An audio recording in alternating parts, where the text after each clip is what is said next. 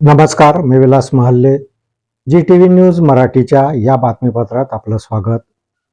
बातमीपत्राच्या सुरुवातीलाच घाटंजी येथून एक दुःखद बातमी समोर येत आहे. एका 33 वर्षीय युवकाने राहत्या घरात गळफास घेतला. यामध्ये या युवकाचा हा मृत्यू झाला. घाटंजी शहरातील नेहरू नगरमध्ये ही दुर्दैवी घटना घडली. विकी पेटकुले असं मृतक युवकाचं नाव आहे. यवतमाळ जिल्ह्यातील घाटंजी येथे आज मकर संक्रांतीच्या सकाळी एक दुःखद घटना समोर आली. घाटंजी शहरातील नेहरूनगरमध्ये राहणाऱ्या एका 33 वर्षीय युवकाने राहत्या घरात गळफास घेतला. यामध्ये या युवकाचा हा मृत्यू झाला. विकी पेटकुले असं मृतकाचं नाव आहे. मृतक युवक हा केळझर येथील रहिवासी असून हल्ली तो पत्नी आणि 2 मुलांसोबत घाटंजी येथील नेहरू नगरमध्ये वास्तव्यास होता.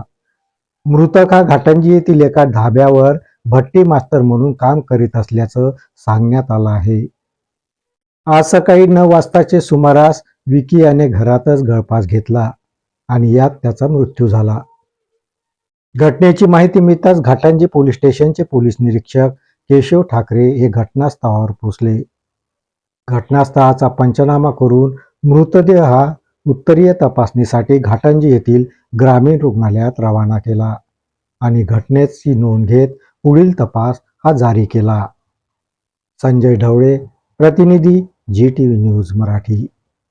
या बातमीपत्रात इथेच थांबतो. परत भेटूया नवीन बातमीपत्रात. तोपर्यंत पाहत राहा जी टीव्ही न्यूज मराठी. नमस्कार.